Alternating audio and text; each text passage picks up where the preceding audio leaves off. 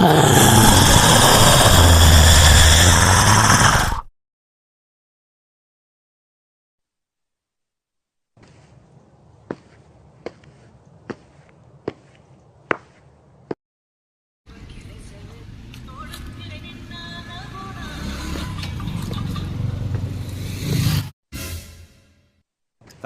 minutes later.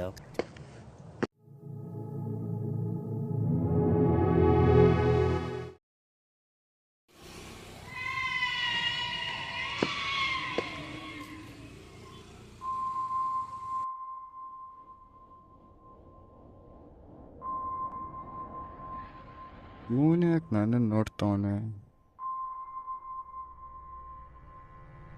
ಏನಾಯ್ತು ಅವನಿಗೆ?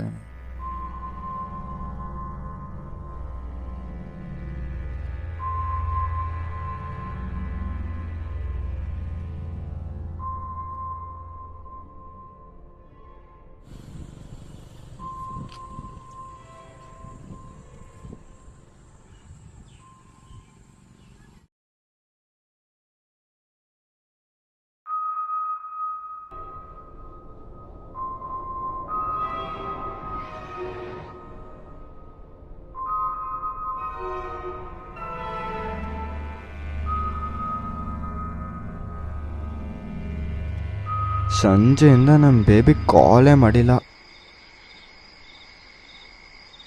ಇವಳಕ್ಕಿನ್ನ ಕಾಲೇ ಪಿಕ್ ಮಾಡ್ತಿಲ್ಲ. ಮಲ್ಕೊಬಿಟ್ಲ ಏನೋ.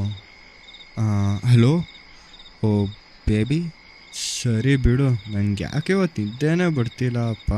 ಹೋ, ನಿಂಗೂ ಬರ್ತಿಲ್ವಾ? ಇವಾಗ ನಾವಿಬ್ಬರು ಮಾತಾಡೋದನ್ನ ಡಿಸ್ಟರ್ಬ್ ಮಾಡೋಕ್ಕೆ ಯಾರೂ ಇಲ್ಲ. ನಮ್ಮ ಫ್ರೆಂಡ್ಸ್ ಎಲ್ಲ ರೂಮಲ್ಲಿ ಮಲಗಿದ್ದಾರೆ, ಎಲ್ಲರಲ್ಲಿ ನಾನು ಒಬ್ಬನೇ. ಅಂದಂಗೆ ಏನು ಮಾತಾಡೋಣ? ನೀನೇನಾದ್ರು ಹೇಳು. ಕರೆಂಟೇ ಹೋಯ್ತು. ಬಂತಪ್ಪ. ಅಂದಂಗೆ ನಾಳೆ ಎಲ್ಲಿಗೆ ಹೋಗೋಣ? ಯಾವ್ದಾದ್ರು ಫಿಲಮ್ಗೆ ಹೋಗೋಣ? ಮತ್ತೆ ಕರೆಂಟ್ ಹೋಯ್ತಲ್ಲ. ಬಂತು. ಮಮ್ಮಿ,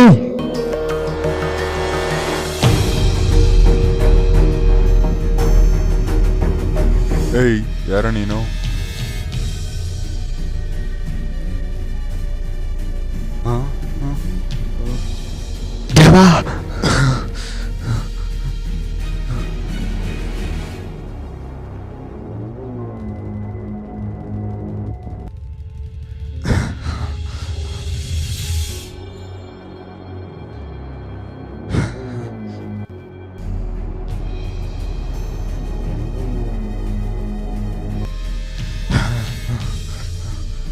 ನಿಂತ್ಕೊಳ್ಳೋ, ನಿಂತ್ಕೊ.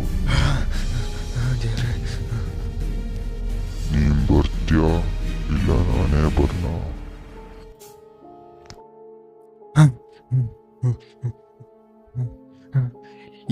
ಯಾರು ನೀನು? ಇಲ್ಲಿಗೆ ಯಾಕೆ ಬಂದೀಯಾ? ನಾನು ಯಾರ? ನಾನು ನಿಂತರನೆ ಮೊಬೈಲ್ ನೋಡ್ಕೊಂಡು ರೋಡ್ ಸೈಡ್ ಹೋಗ್ತಿದ್ದೆ.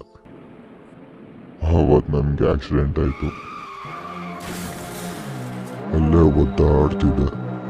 ಅವತ್ತು ನೀನು ಅಲ್ಲೇ ಇದ್ದೆ. ಆದರೆ ಸಾಹೇಬ್ರು ಮೊಬೈಲ್ ನೋಡೋದ್ರಲ್ಲಿ ತುಂಬಾನೇ ಬ್ಯುಸಿ ಆಗಿದ್ರು.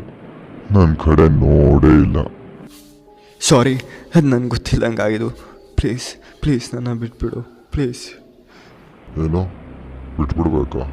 ಇವಾಗ ಬಿಟ್ರೆ ನೀನು ನನ್ನ ಥರನೇ ಫೋನ್ ನೋಡ್ಕೊಂಡು ರೋಡ್ ಸೈಡ್ ಸಾಯ್ತೀಯ. ಅದಕ್ಕೆ ಬಾ, ಈಗಲೇ ಇಬ್ರು ಒಟ್ಟಿಗೆ ಹೋಗೋಣ.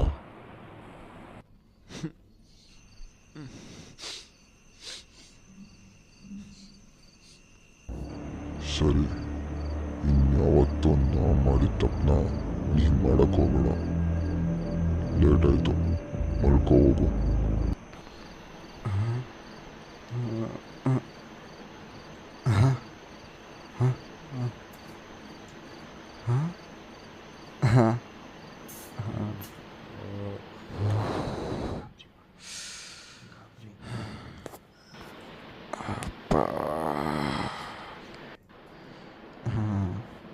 ಓಹ್, ಬೇಬಿ ಏನೋ ಸ್ನ್ಯಾಪ್ ಕಳಿಸಿದಲ್ಲ.